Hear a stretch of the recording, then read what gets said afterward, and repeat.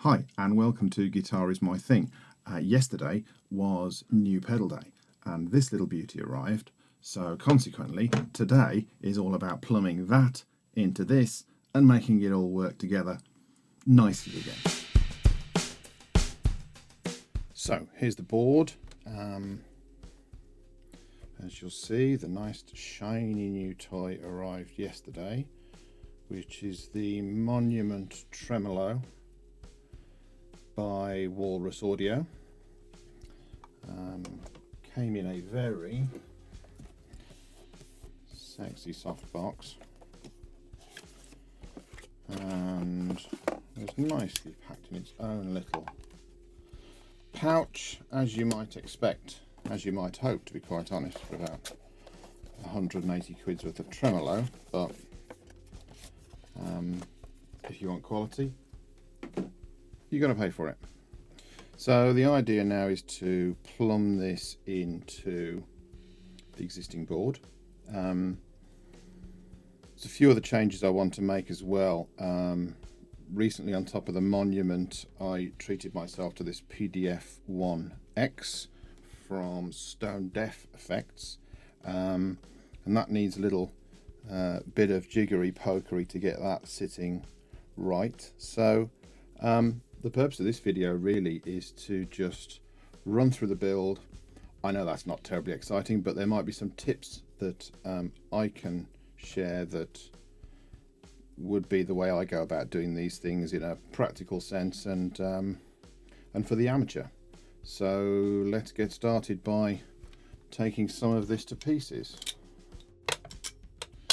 So it's not always the case that I'll take the whole thing to pieces, but some things don't need to move necessarily, but some things will, and so I invariably get to a point where I take a few off and then I work out that, oh my god, I might as well take the whole thing to pieces, and I do, and start again. But it does help you reroute all your cabling and your power better, I think, if you kind of start again. And it's not a big thing, there's not too many on there. Here's an interesting one. First thing is pedalboard tape, 3M pedalboard tape versus, that is a bit of 3M, versus Velcro. So most boards we'll come to boards in a minute. Most boards come with the Velcro, normal Velcro attached, furry Velcro. Pedalboard tape sticks very well to normal Velcro. It arguably sticks a damn sight better than traditional Velcro. You will use a lot more of this to get the same effect that you get with this. The big tip is don't use that amount of this, else you will effectively weld your pedal to the board, and it will be very difficult indeed to get off. This stuff is extremely robust, which is why you only need a small amount, which is good because it's bloody expensive. So yes, small amount of that goes a long way. So this is a Morley touch wire. This is the one that has no switch on it. It's switchless. I really like the way that you can just momentarily jump on a wire and add a little bit of additional flavour to a solo. So I favoured that for a long time. The TC Third Dimension, that is probably one of the bargain pedals of the decade. Dimension Chorus, in my humble opinion, sounds amazing. And that does the job. So then we have a way huge Super Puss, which I like over the normal Aqua Puss because primarily of the tap tempo option that you get with it. So let's get all this cleared and we'll flip it over and we'll have a look at the power supply. So power, you'll see I'm using One Spot. This is the One Spot Pro 6, the CS6. Why do I use this? Number one, it's isolated And number 2, it's got standard input, power input, kettle plug input, which means you don't have any issues with charging units or silly little adapters and that kind of thing, none of which you want when you're moving your kit around. This is the smaller version that actually sits under shallower boards. Now, I've had previously the one spot Pro 12 or whatever is the really big unit, and that was very, very good. I just didn't need it for the amount of pedals that I was using, and the principle of this project is just to have a less pedals, pure analog scenario. So this is more than adequate. These things come in for not much more than 100 quid, I believe, and they come also with all of the various cables and attachments that you might need. It's a great little package for isolated supply and for great money. So another little thing you'll notice here is these little cable holders. I tend to use these. Bought a huge bag of them ages ago. They really do help for routing your cable around, particularly a pedal board like this, but I suppose on any pedal board. Disposable, self-adhesive on the bottom. You'll see that they can take a few cables in some instances, and they just click shut like that. Really useful for keeping all your cables nice and tidy.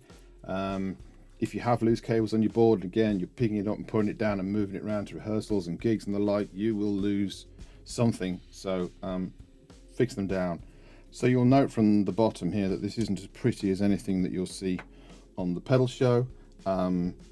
It's it's not gig rig quality, but the True Tone One Spot Pro, I've had no issues with. The isolated power supply, I find, has kept a number of pedals wonderfully silent, so that's all I really ask that it does. So let's start the rebuild. No real science to this other than laying it out. Gently laying them on top will kind of...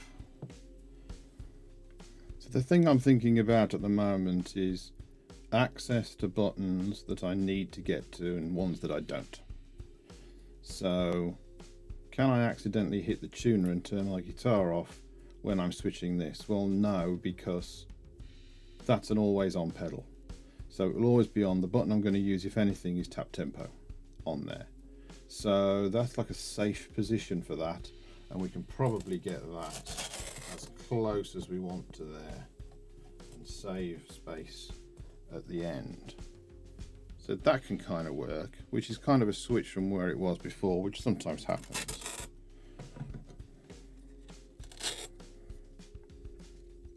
It might enable me just to put this still at the bottom here.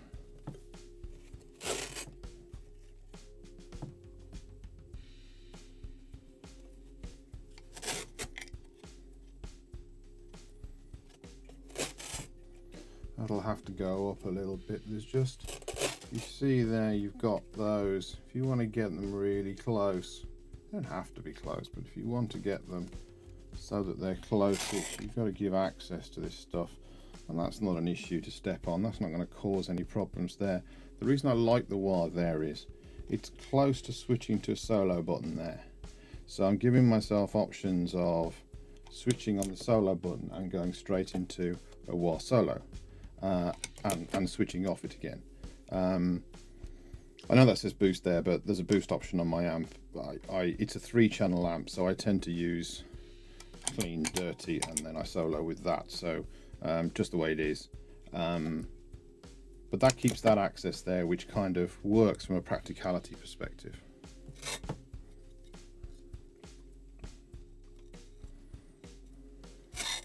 We'll cover this octopus in one of the bite-sized pedal videos. It'll be about 30 seconds long because as you can see, there are no knobs on it, but it kind of does what it does, and it does what it does in a beautifully analog, glitchy kind of way. So that's beginning to feel okay for the front row. So now I just want to work out how I want to get access to some of these. Now, when I got this, it was interesting. I put this straight into the loop, and of course, where do you put a tremolo in your signal flow?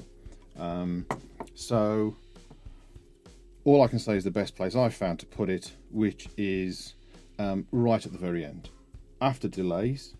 Even I know delay tends to be the very last thing that a lot of people will put in their chain, but tremolo, I just think of it in old amp terms. If it was in a Fender back in the day, it would have been built into the amp, and therefore it would have been the last thing anyway, or very late on in the circuit. So that's where I'm going to put it. I do want access to it, and I will point out that a lot of these cables, this board is in transition at the moment, so a lot of these cables aren't final cables. This continues to be a home only working progress until I get it finally nailed. So a lot of the cables look a bit ugly, but we've just got to find a position to put this for now.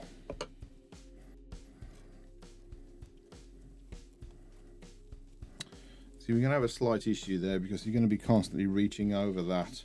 You can hit those knobs, and that's not ideal. But I do need access to those because I know for a fact that those two work together very well. That's the clean dirty button on the PDF, and the clean dirty with the octopus is essentially another boost option. It's another boost solo option. It's another flavor. So I really like the idea of those two together, and again, 1 foot distance, switching them both on and off at the same time. I think that's probably the layout for now. Okay, let's get connecting, and let's see whether it all works. So a couple of simple practicalities to think about here. Obviously, don't apply your pedal board tape where your Velcro isn't. Hopefully that's logical. Stick it just inside of the screws. If there's any reason you have to get into any of these pedals, some of these things of course have little dip switches inside that you can mess around with. It makes it very messy, and the screws get very messy if you've covered them in the gunk that is fits to the back of these. So that should be all the pedals in situ.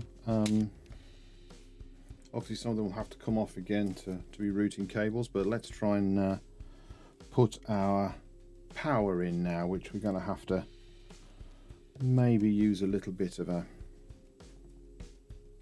daisy chain on a couple of the pedals that are okay to accept that. So this is the electro-harmonics. Can be a bit unusual. There's a lot of pedal companies out there that can be a bit unusual with their power supplies, but 24 volt is the power supply that this works with. That's not ideal.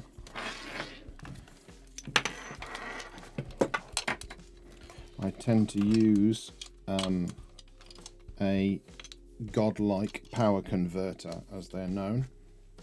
So I literally have a drawer full of connectors that you accumulate over time, but a lot of these units come with a whole host of connectors for different type barrels on the power cables, etc., etc.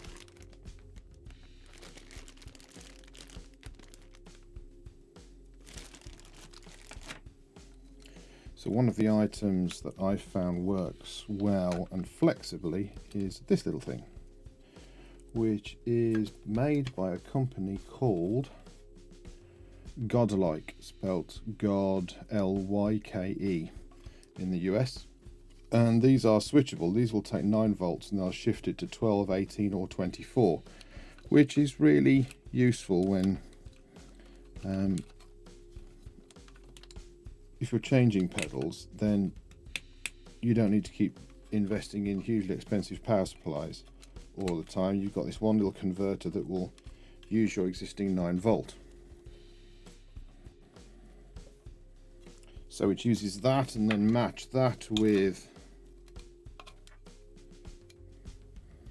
a particular size that this pedal takes, and all of a sudden you've got a connection that solves your problem. So, bag of connectors. So now we have to look at the amount of connectors we need and the amount of pedals we've got, so we can work out then which pedals are happy to receive a daisy chain. Obviously nothing's ideal receiving a daisy chain, everything would like its own power, but the reality is that a lot of pedals, particularly low consumption pedals, will happily function on a daisy chained power connector. So one option you do have, one thing I do often is just follow the signal chain as I'm putting this thing together. The golden rule, or rather the best advice that anybody could possibly give you, is have your amp set up and check each pedal, each progressive part of the chain that you put in. The reality is, the amount of times that I've stood here, completed a board, and then found that something doesn't work and you've got to go back and find it, that's just not ideal.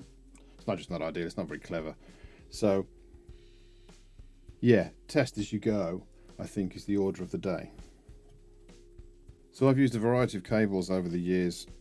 I'm currently using pancake style connectors, which can end up being a little bit cumbersome if you have to get too many of them that are too close together, particularly on the likes of a switcher.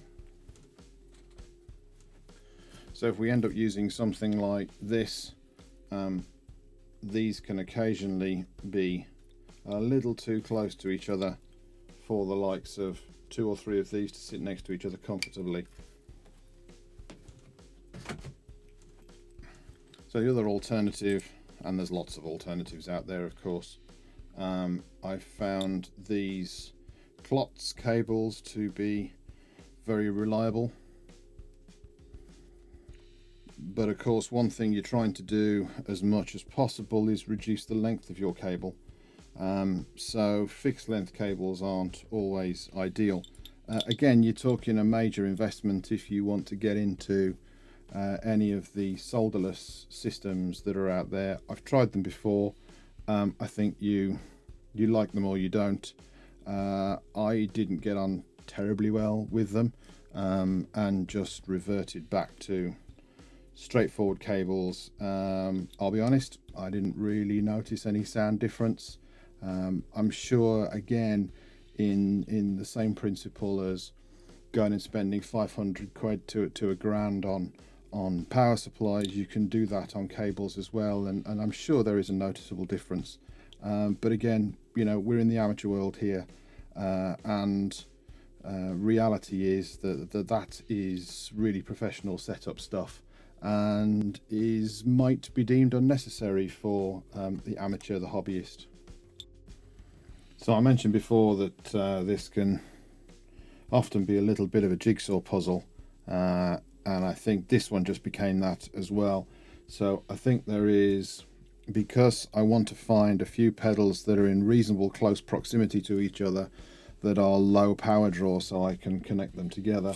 I'm going to take that off there, and then I think we'll move this towards the end. So now we should be able to go back to using a longer cable. As I mentioned before, this is a bit of a work in progress, so I'm kind of using the cables that I have at the moment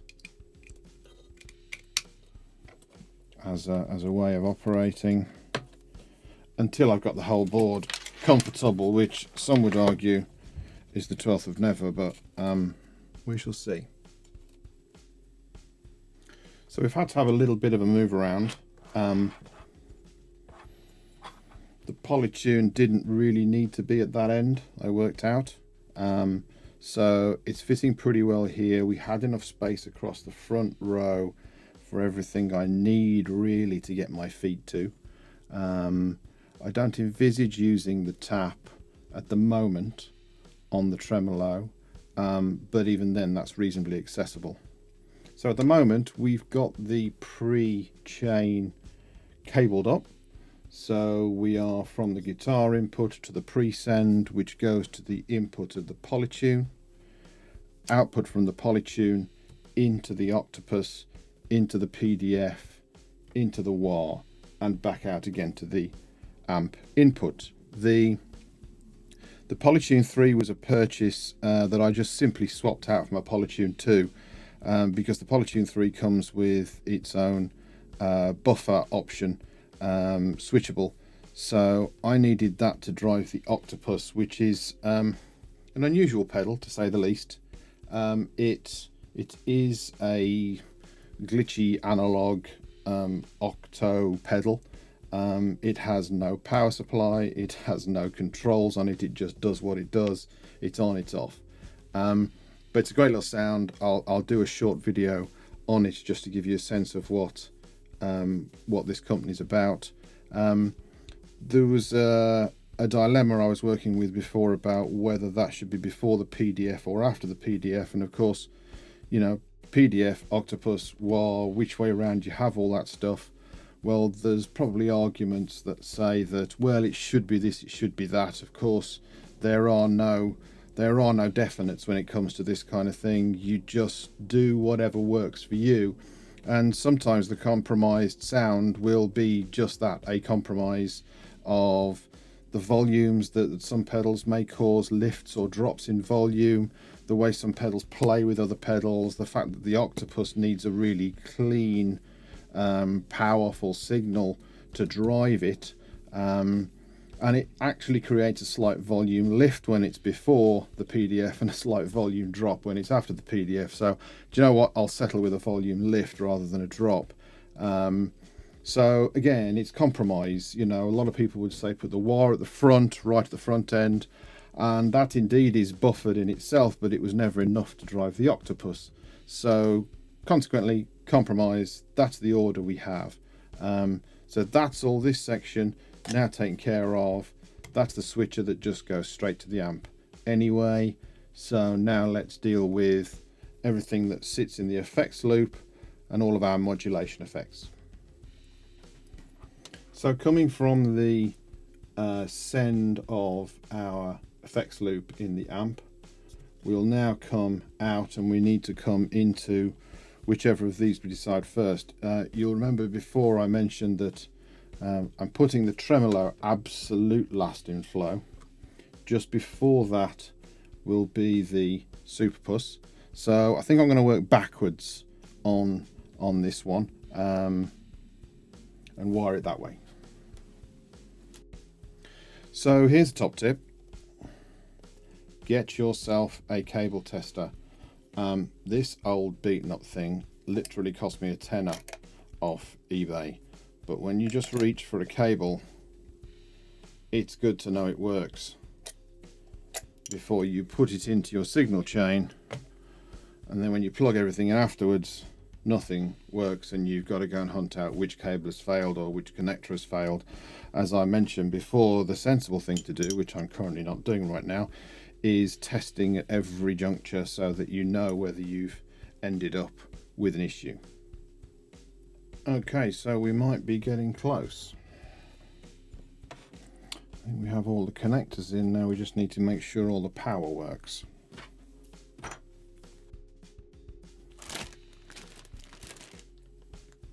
So I'll visit the little bag of connectors and try to find one that should do the job for me. Now that's a 3 connector. Let's see whether that's going to work. So what I've done before I've done this is just gone online, really easy to search. If you are going to do this, which I think we've already discussed isn't the ideal solution, but certain pedals can survive on it. I've already gone onto the internet and found out that the Polytune needs about 50 milliamps, the PDF needs about 30, the third dimension needs about 100, and of course that's on its own. and that doesn't need any. So the things I do want to power individually, oh, by the way, the wah as well also takes a really low, has a really low current draw on it. These two are the ones that are, there's probably more going on in them, and I know that needs upwards of 100, and I'm pretty certain that does as well. So we're going to work down this corner, I think, with the daisy chaining side of life.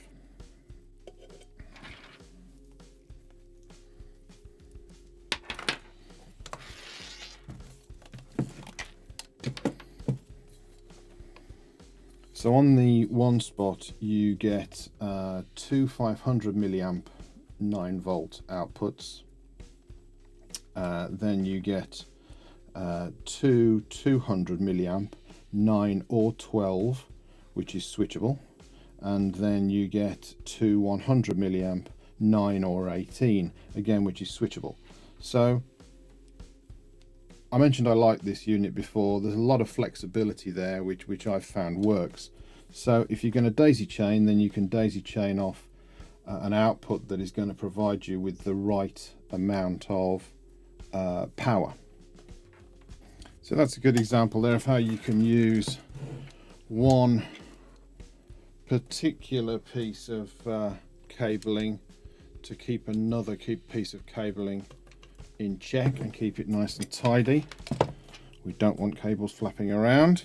So we've now powered that and that off the one, which means all 4 of those are now powered. That doesn't need power.